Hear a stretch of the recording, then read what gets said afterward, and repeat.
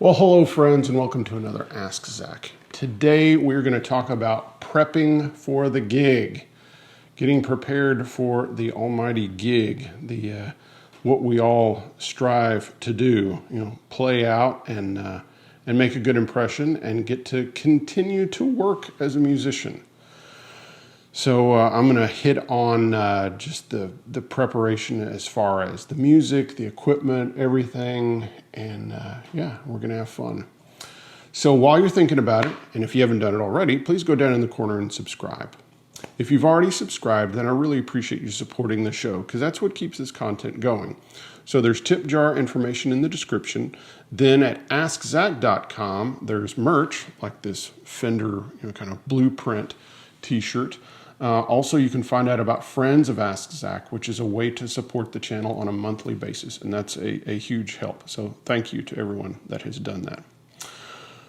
All right, so first the why. So of course, I've been gigging since I was in my teens, and of course, you learn a lot by your mistakes, and so I've made a lot of mistakes through the years, and it always has to do with not being prepared and not being ready with your gear, or not ready musically. So through the years, I've kind of developed some habits, and so I'm just going to pass those on.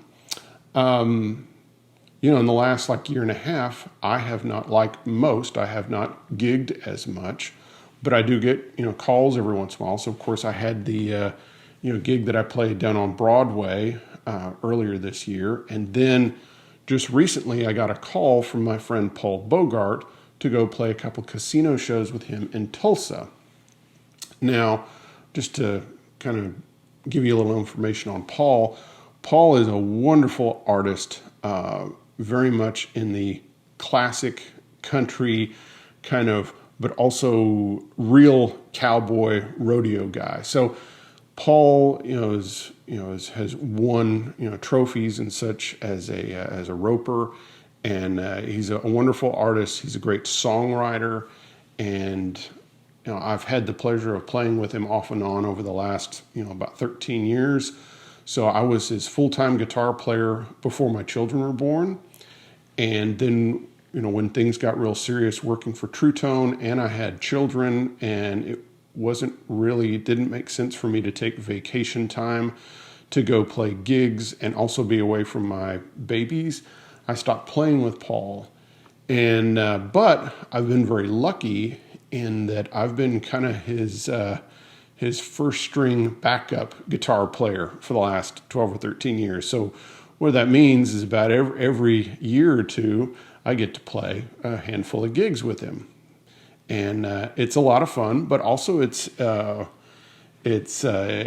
has its challenges, because it's a lot of material to learn and then just fit in with the band. Because usually when I've played these gigs, there's never been any rehearsal at all. I'm basically there to fill the slot that the other guitar player, who's a professor at Belmont, named Nick. So when Nick Palmer is out, I get to fill in for him, which means basically I need to just fit in that slot and basically be him. And so part of being able to do the gig right is understanding what the expectations are. And so I kind of walk into it knowing that, that's what I'm supposed to do. So I try to get, set lists, and I get all the music. And if they have charts, I get all the charts. And so I was very lucky in that he has a lot of number charts for his songs, and that is extremely helpful. And basically, I start diving in and really working on the tunes. Now, this is a casino gig, playing 2 nights in Tulsa. And because of that, it's 3 one-hour sets. So 3 hours of music is a lot of stuff. Now, luckily, a good portion of that is, cover tunes. So playing things like Ring of Fire, Working Man Blues, Little Sister, King of the Road, Roger Miller, some Western swing things and stuff like that. All those things are way up my alley. and things that I know and things that I can easily brush up on and know those, classic licks. The harder part, of course, is his original tunes. Now, some of them I've played through the years, but, of course, every year he's writing new material and releasing another album. So I'm always having to relearn the original material and, of course, learn new original material. So what I do is I get charts and I start listening to these songs like crazy. So I want these songs to be kind of second nature, where I can hear them in my head all the time, so that when he calls the tune, I can hear that intro in my brain. Okay? Then I'm looking at the charts. If there's not a chart, I'll make a chart, which sometimes it's actually better to have to make your own charts, because it makes you really listen more intently. Another thing that I will do is, of course, more recently, I've used this Fender Mustang Micro, which is really neat because you can stream stuff from your phone into it. So that way I can have my headphones in, and late at night, when the kids are asleep and stuff like that, I can keep practicing on the songs at night. And that's really helpful. So, this has been a wonderful tool. So all of Paul's tunes are on Spotify, because they're legitimate albums. And then I can just play along with them and figure out the parts that that I need to play. Now, another aspect of this, which you have to find out from the artist or the client, is what is the actual instrumentation of the gig going to be, okay? So that has to do with how many players are there going to be, what parts do I need to cover? Also, you have the additional kicker of, kind of part of that is, are we going to be playing with tracks or not?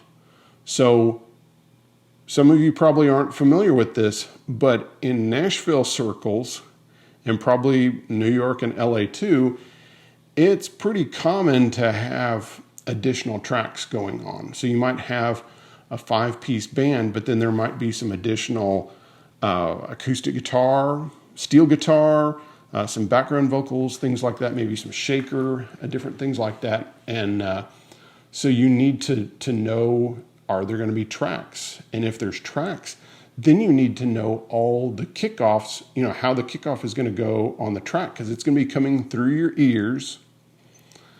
And all of a sudden you're going to hear, Better With My Baby, 1, 2, 3, and then you just have to kick it. And if you mess up, they have to turn the track off, or it's going to be a complete train wreck where the track starts running against, what everyone else is playing. So again, you have to find out what instrumentation is going to be there, because, you're hearing these tracks.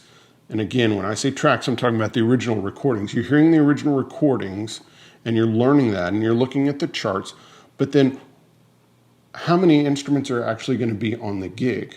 Well, I was very glad that I asked that question, because I found out that normally he runs as a 5-piece, which means drums, bass, acoustic guitar, fiddle, and electric. Well, there's not going to be a fiddle player on this run, so that means it's drums, bass, acoustic guitar, and me. Okay? So that leaves the artist who's playing acoustic guitar is having to carry part of the chordal aspect, and I am too, and there's not another lead instrument besides me. So that means I've got every kickoff and every solo on every song all night. So for 3 hours, it's on me. So that puts more pressure, but also it's good to know that beforehand, instead of running into the gig and all of a sudden thinking the fiddle player is going to kick off this song, and then all of a sudden you realize there's no fiddle player and you haven't prepared beforehand. So very important that you find out who's going to be there and what parts am I covering. Okay, then you also have the question of, are we using monitors like wedges, or are we using in-ears? Because, of course, if you're using in-ears, you need to have your in-ear monitors. you also need to think about your equipment and the venue. It's like, what size venues are these? How big are the stages? Because you might be thinking, well, I'm going to take my stereo amp setup and I'm going to have them, and they sound so sweet when I get them, 8 feet apart and angled in at me. Well, that stereo setup might not sound so great when the amps are inches away from each other on a very small stage. So that's another important question to ask is, what are the venues like? Am I going to be using in-ears or wedges? And those help, tell you, what you need to take. So that's kind of transitions us into equipment. So for this gig with Paul Bogart, I'm, fortunate, and basically I need a Telecaster. I need a simple pedal board, and an amp, which of course is straight up my alley. So one, with the Tele, I'm going to take this, 57 Esquire, but also I'm going to take a backup guitar because no one has time for you to change a string if you bust a string on your one guitar, and you're going to make everyone look bad. So you have to have a backup guitar. It has to be in tune. It has to be on the stage. It has to be ready for you to just grab and plug in and go. Now you also have to have extra strings and picks and all that sort of thing. Also, for this gig, I need capos and slides. So because of that, I'm going to have an extra slide and an extra capo. Why? Because these are the things that you are most likely to leave on stage someplace, and then you get to the next show and you don't have it.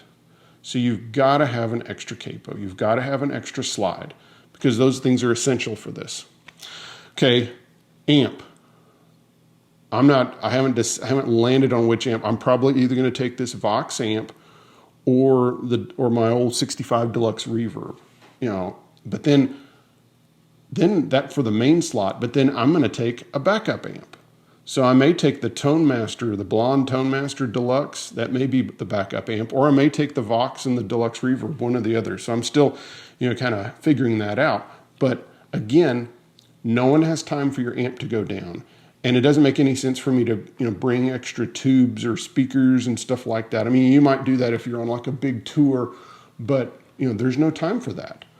So I'm just going to have 2 amps. So if anything goes wrong, I just plug in from one amp to the other, and I will have the other amp on the stage. I've checked it during sound check. It's ready to go. All I have to do is move, the input jack from one amp to the other and move the microphone from one amp to the other, and then we can keep going. Because no one has time for you to troubleshoot anything. You cannot troubleshoot anything on the gig, ever. You can't do it. Okay, pedal board wise, I'll have, probably the Distortion and a delay and a tremolo pedal, maybe 1 or 2 other things. And then as a backup for that, because if anything goes wrong with your pedal board, again, you can't troubleshoot it on the gig.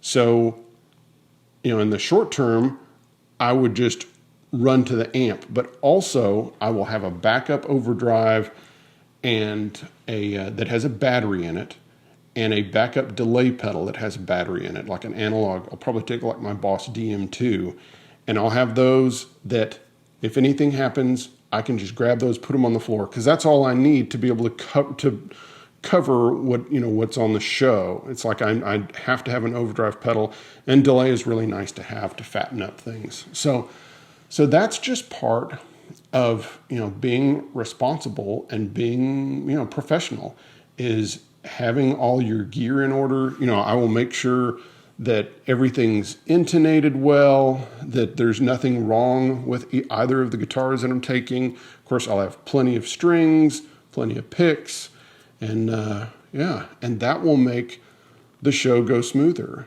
And then I will prepare like crazy, knowing the tunes backwards and forwards.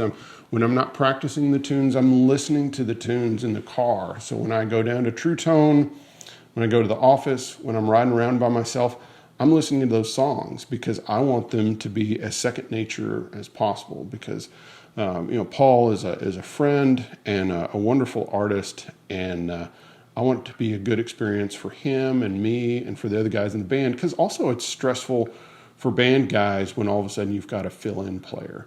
So think about having the same guitar player in your band for years, and then all of a sudden there's going to be a new guy and there's no rehearsal or anything. You're going to get a sound check, and then you're going to get to play 2 shows. So that's what I'm walking into. So, but I'm excited, and it's going to be fun. And yeah, and so I'll do I'm going to try to shoot, some footage if I can. Sometimes casinos are funny about those kind of things, about filming and everything, but I'm going to try to shoot a little, maybe with my iPhone or something like that, so you can see some footage of me, playing with a band, and we'll put some of that in a follow-up episode, and I think that'll be fun. So, all right, so there are kind of my keys to being prepared, which is basically belt and suspenders, and being prepared musically and being prepared with your equipment, so that so that Paul is happy with me, and I continue to get called to play with him. All right, well, I hope you enjoyed this episode, and I'll see you next time.